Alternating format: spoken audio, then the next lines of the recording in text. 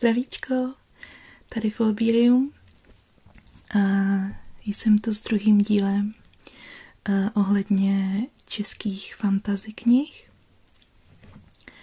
a mám tu opět 1, 2, 3, 4, 5 knížek, tak rovnou začnu první.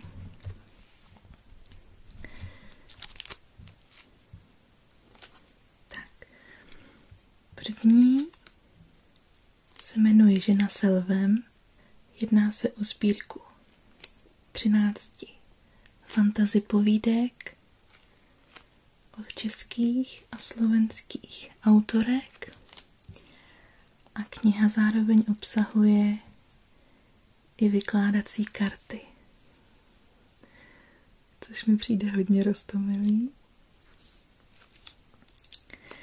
A tohle je teda první díl ze 4dílné série Lehké fantazijno a jak už toto video napovídá, jedná se o fantasy sérii, ale myslím, že to bude zahrnovat i sci-fi tématiku. Popis zároveň slibuje, že hrdinové nebo hrdinky se vymykají známým klišé, takže to bude něco pro mě, věřím. Moje fantazie si myslí, že nevím, jestli to je vidět. Tady jsou zde 4 ženy a vypadá to, že každá znázorňuje nějaké téma. Jedna je ve steampunku oblečená, ale zároveň má opasek, na kterém je, tuším, nějaký magický lektvar, takže by to mohlo právě jít do toho tématu, jako je steampunk a čarodějnictví, třeba, myslím si. A tato s vrabčím hnízdem a s ptáčkem na hlavě píše na jakémsi magickém stroji a to si myslím, že by mohlo obsahovat zároveň i třeba jakousi detektivní zápletku, jo, že jako ona píše nějaký příběh svůj, který zažila třeba. A dál třeba tady žena v modrém, která píše na notebooku, tak ta mi evokuje sci-fi žánr. Upřímně řečeno, nevím, co konkrétně říct o této.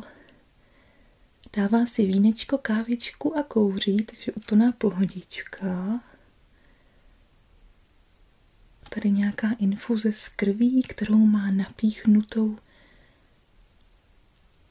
Těžko říct, co může reprezentovat. No, třeba to jsou jenom obrázky, nebo to nemusí vůbec jakoby souviset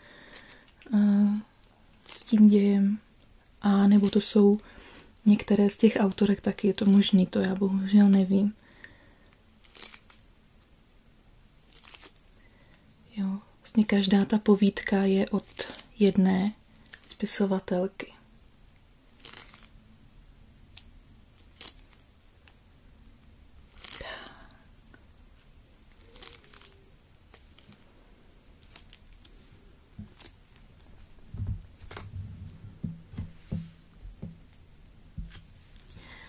Druhou knihu, ta se jmenuje Noční labuť od Zuzany Hartmanové.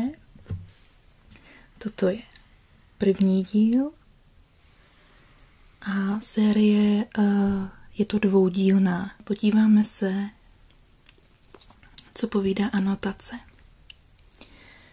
Meč u pasu, ale válečník to není. Krev v žilách, srdce pušící, ale smrtelník to není. Kožený korzet, krajky sametové, ale kurtizána to není, jasný pane. Je to Nyx, podivný kříženec nekromanta a licha, nezodpovědný spratek a cynická holka, s níž se osud nemazlil. Společnost jí většinou dělá nabušený minotaur, se kterým byste se nechtěli pustit do křížku. Jenže ve světě 2 magických frakcí je Nex štvancem, který si musí vydobít místo na slunci a překonat nejen své přátele, ale především sama sebe.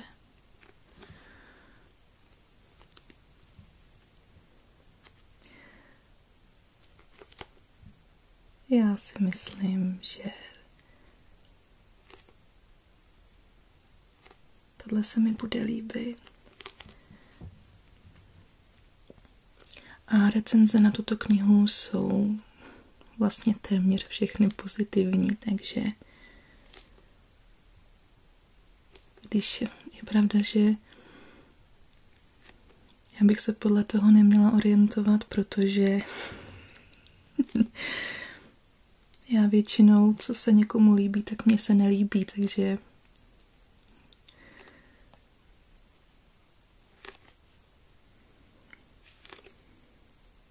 ale není to tak vždy.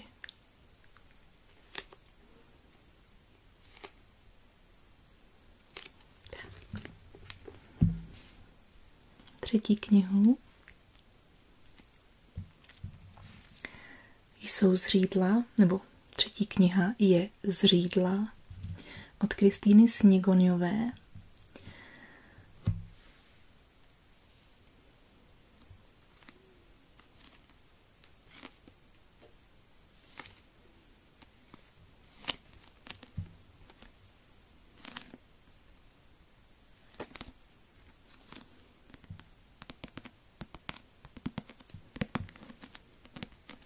Tahle mě uchvátila především svojí originální anotací nebo originálním nápadem, který vám za okamžíček přečtu.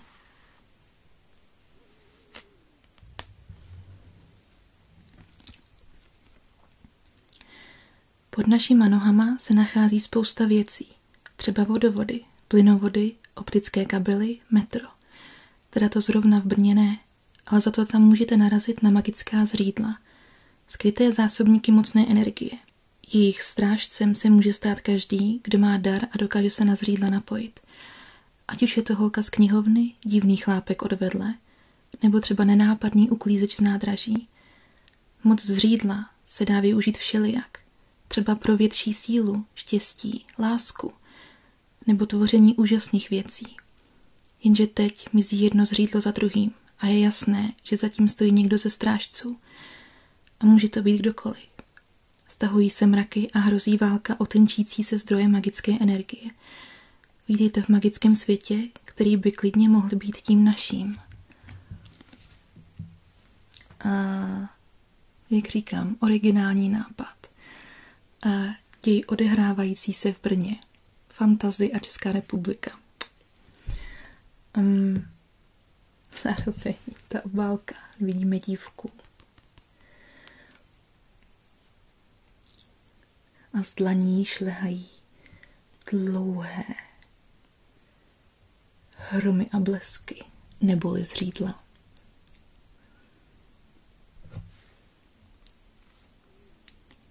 Takže určitě velké natěšení.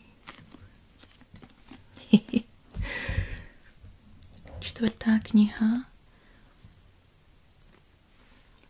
Krev pro Rusálku. Také od Kristýny Sněgoňové. Tohle se zdá už být taková bychlička. A řekla bych, že tento námět je o rusálkách, o žínkách a o jiných přírodních bytostech, ale úplně trochu jinak. Hned vám přečtu proč. Rusálky, žíňky, meluzíny. Říkejte jim, jak chcete, protože co si budeme vykládat? Většinou se stejně živí jako šlapky. Stačí zaplatit a víla se vám promění, v koho si přejete. Má to ale malý háček. Platí se krví. Pro dohled nad vílami je to speciální policejní oddělení a lidé v něm vědí, že když děláte vílama, vždycky se něco podělá a Dominiku Stolbenkovi se teď život podělal víc, než by si kdy dokázal představit. Navíc se v řece objevila mrtvá víla a její smrt má vyšetřit právě on.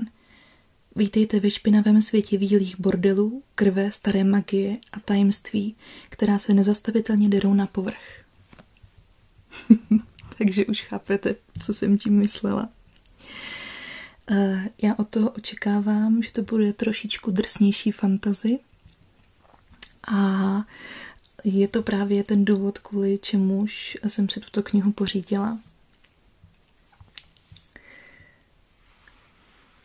Doufám, že si děj nebude brát servítky a bude přesně tak drsný a neobvyklý, jak uvádí anotace. Já jsem si tenhle typ knih pořídila převážně protože jsem zabředla v jakési čtecí průměrnosti, že teď jsem měla docela štěstí na průměrné knihy nebo knihy, které jsem třeba i nedočetla a potřebovala jsem nějakou neobvyklou spruhu, která je jedinečná a o tom si myslím, že tohle fantasy, co dneska předvádím, že bude. A to ještě není všechno, jo? Taková ta nejdrsnější teprve přijde. Takže to je ta čtvrtá a ta poslední příliš dlouhá swingers party. já si myslím, že k tomu skoro není co dodat. František Kotleta je samozřejmě znám mezi českou fantasy, ale já se s ním teprve skrze tuto knihu seznámím poprvé, takže já ještě nemám tu čest. Ale tohle byla přesně ta kniha, nebo tohle je ta kniha, od které si skutečně na 100% slibuji, že mi tu průměrnost dřívější vynahradí a že to bude přesně takové syrové, originální a nekonvenční fantasy, který potřebuju. A vrhnu se na anotaci. Tahle kniha není žádná selanka. Tahle kniha je literární swingers party plná démonů, prastaré magie, zombí, čarodějek, sukub, děsivých artefaktů, mocných sil z počátku věku a sexu. Spousty sexu, ale taky akce a humoru. Jinak to František Kotleta ani neumí. Takže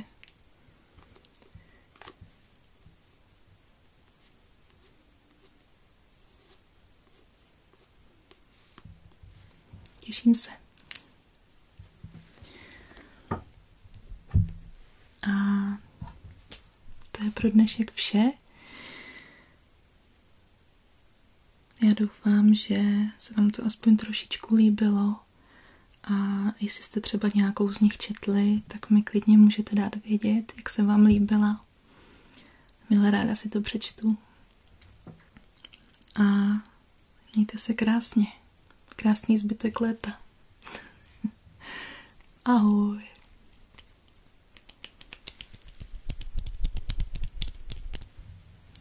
Ahoj, ahoj, ahoj, ahoj. Naschledanou, naschledanou.